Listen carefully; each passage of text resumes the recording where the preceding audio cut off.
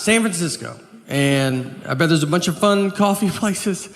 And I live in my dumb world that I just want this one little drink. So I go into a Starbucks and I get to the front and I was like, I'll take an iced coffee with cream. She goes, with cream? I go with cream. And then she goes, iced coffee with cream? I go, iced coffee with cream. She goes, with cream? I go with cream. And she said it one more time. She said, so iced coffee with cream? And at that point, I should have said, what's going on right now? Where are you at in your head? Because I feel like we're in two different places. But I was nervous, and there was people behind me, and I was like, cream or no cream? Honestly, I'll give you $20 if you let me leave right now. I cannot, this is the most I can talk about this. I don't even know what's happening anymore. So I paid, I go stand in line, you know, where you gotta wait for your drink. There's like 5 of us waiting for our drinks. So she puts the iced coffee up there first, no cream, and I was like, whatever. I'll just do it myself, you know? Like, I don't like doing it myself, but I was like, all right, I'll just do it. So before I could get it, she's walked back with a can of whipped cream, and she's shaking it.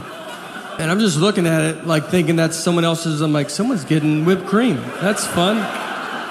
One of you guys are getting whipped cream? And I look down, and she starts spraying the whipped cream on top of my iced coffee. She just yells out, iced coffee, whipped cream, yells it out. The other 4 people, they turn their back, like they don't want you to accidentally think that's what they ordered. And I'm just left alone, like, that's what you thought I said over there? You don't think I would have said iced coffee with whipped cream? You think I'm just some nut job? It's like, I've had too many problems in this Starbucks, so I'm going to use the words that I want and no other words. Iced coffee, whipped cream cup. And they didn't have a top for it. So whipped cream, it doesn't sink and become less embarrassing. It moves. It's like a buoy in an ocean that everybody sees. And I'm just walking through the crowd like, this is my favorite drink. I don't know if you guys drink this at all. Is anybody? Nobody does this? I'm surprised. And I walked outside and threw it away and tried again at a different Starbucks. It was a real redneck affair. It was right outside Louisville, Kentucky, where my parents are from. And my cousin's name is Tuesday, which is a good start. The invitation said, Tuesday's getting married, rehearsals Friday, wedding Saturday. People were like, we gotta be there Monday for this wedding? How long is this wedding? It's a week? We get there, I'm wearing a button-down shirt, khaki pants, nothing crazy. I'm wildly overdressed. I look like I work there. Everybody else just has a football or basketball jersey on.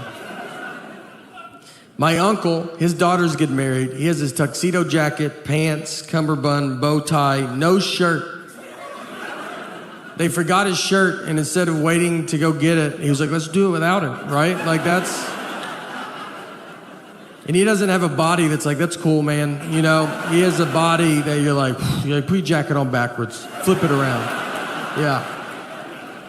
And then you see his back, and you're like, whew, all right, go back to regular way. Yeah, that's my fault. How's your back worse than your front?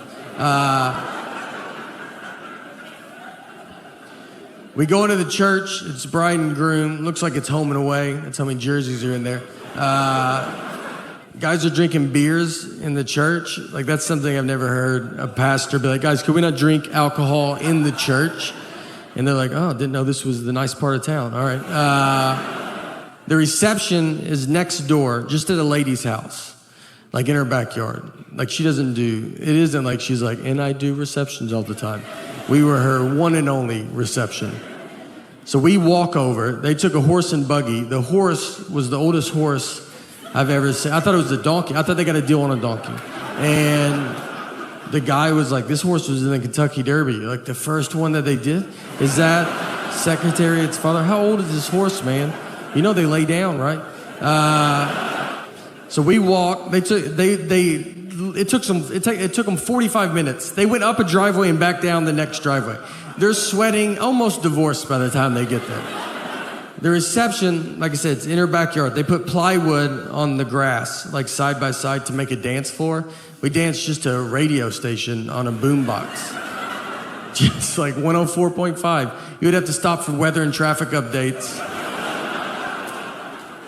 There was a punch bowl that was low to the ground, like on a low table.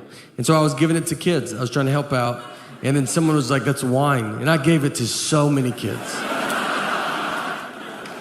I don't know anything about wine, but I don't think they tell you to pour it into a bowl. Like, that's not, no one's ever like, let's get out of that box, get in a bowl, you know? Growing up, I grew up in Tennessee, and we went to church. I actually tried to play basketball for my high school team, but I got cut. So I had to play for my church because the church cannot cut you. They have to let you play.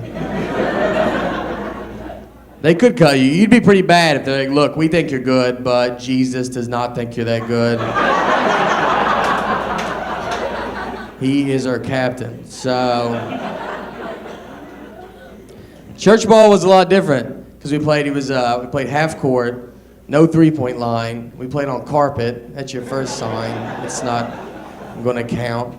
And they didn't even give us a basketball. We didn't have a basketball. We would just stand there and play on honesty. You'd be like, I just made it. It was like, oh, that's a good shot. You're really good. I stole it. I forgive you for stealing it. It was moral points. It counts later. Are y'all gonna go watch the Nathan's hot dog eating contest? Did everybody get their tickets for that? It's exciting. I think it's free anyway, but I remember the first time I saw the hot dog eating contest. The first time I saw it, you would see a lot of skinny people, and then they would show like a huge fat guy. So I was like, all right, you know, obviously he's gonna win. He probably ate on the way here. But he does not win. Kobayashi or Joey Chestnut, two very in-shape guys. So that means fat people are not even good at what they're good at. Who would have thought? Huh? Who would have? I'm married, and that is whatever, but you do it.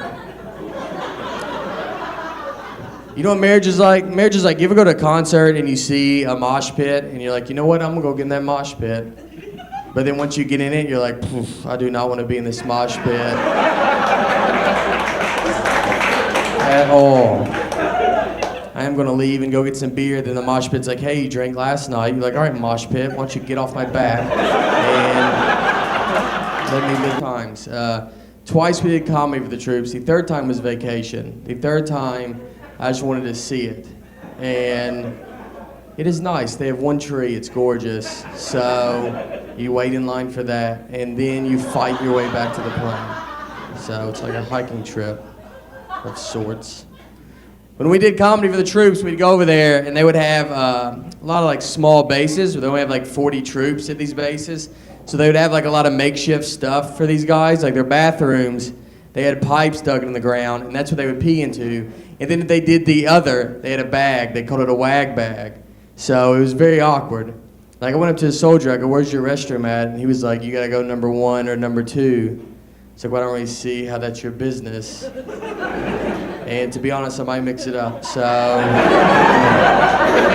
why don't you let me decide, all right? We have barely made eye contact.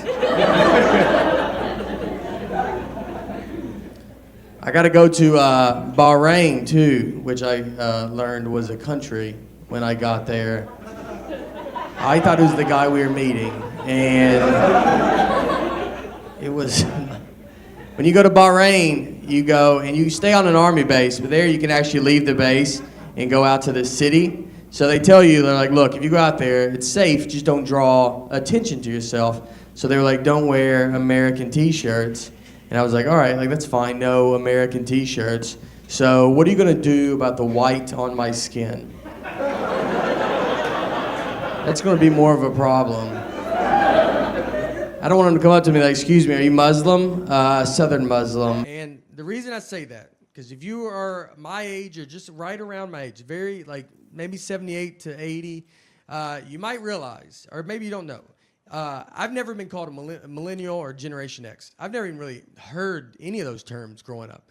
And now you hear them all the time. So I looked it up to try to see, I was like, what am I? And I'm technically nothing. I'm on a cusp. I'm a generation gap.